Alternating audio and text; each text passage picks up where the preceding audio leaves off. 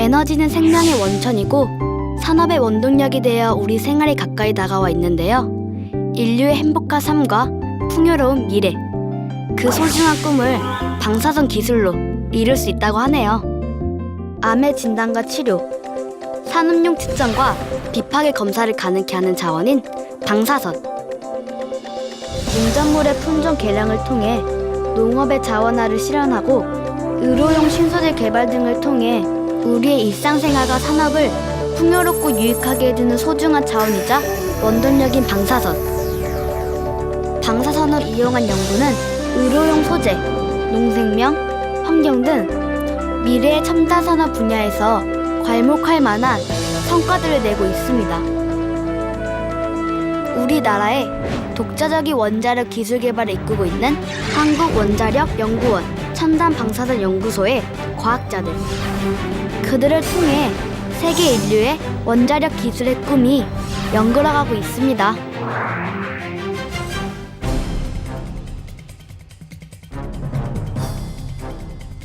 해마다 발생하는 AI, 부지역 등으로 인해 전국에는 병에 걸린 가축들을 묻는 매몰지가 5천여 개나 조성되고 있대요.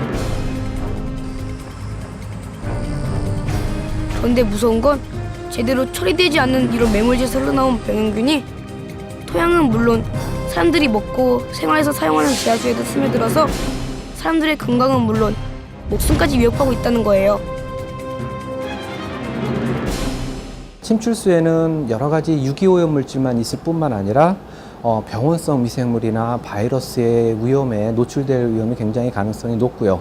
그 다음에 또 그것만 문제가 아니라 항생 물질이라든지 소독제 같은 것들이 굉장히 있을 가능성이 굉장히 높아서 그거에 대한 위험성이 많이 제기가 되었습니다.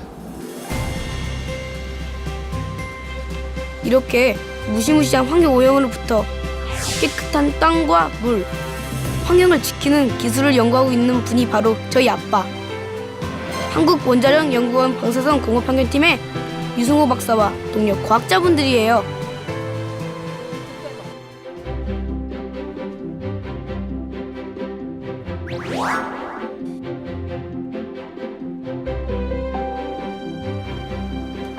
방사선 전자빔을 이용해 연구 중이신데요.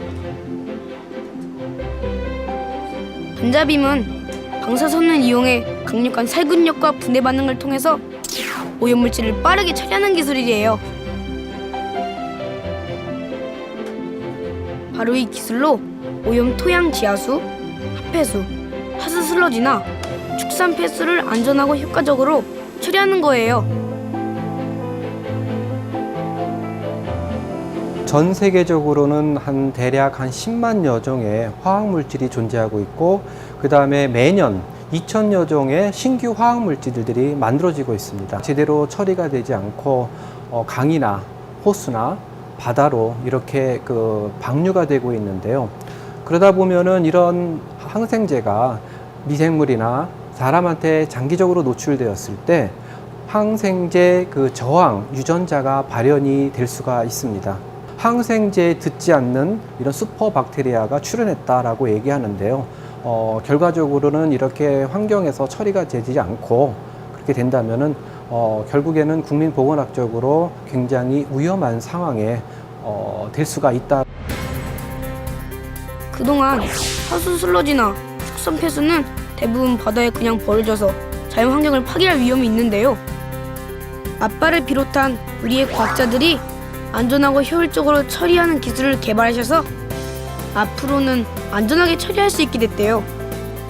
만약 이런 기술이 우리나라에 없다면 다른 나라에서 기술을 수입하거나 큰 돈을 주고 다른 나라에 처리를 맡겨야 하는 거죠. 방사선 이용 기술의 선진국이라 하면은 미국이나 러시아, 일본 등이 있습니다. 이러한 선진국들은 70년대부터 굉장히 활발한 연구가 이루어졌고 이 분야에 있어서 많은 연구 실적을 냈습니다. 그리고 우리나라는 한국원자력연구원을 중심으로 90년대 중후반부터 본격적으로 방사선 이용 기술에 대한 연구가 시작됐는데요. 그동안 국가적으로 많은 연구 지원이 이루어져서 굉장히 많은 연구 실적을 냈고 어느 분야에서는 이러한 선진국들보다 훨씬 뛰어난 기술을 보유하게 되었습니다. 저희 아빠는 연구 때문에 집에 못 들어오실 때도 있는데요. 이렇게 3년여 동안 밤낮없는 연구와 노력 끝에 이동형 전자뱀을 이용한 가축 메모지 토양 지하수 복원에 필요한 기술 개발에 성공하셨어요. 아빠는 환경이 곧 자원이래요. 환경을 파괴하면 곧 무시무시한 부메랑이 돼서 사람들에게 재앙으로 돌아올 거라고요. 그래서 아빠는 사람들이 깨끗한 환경에서 건강하고 행복하게 살 수 있도록 오늘도 열심히 연구하고 계세요. 아빠 같은 과학자분들이 계셔서 정말 든든해요.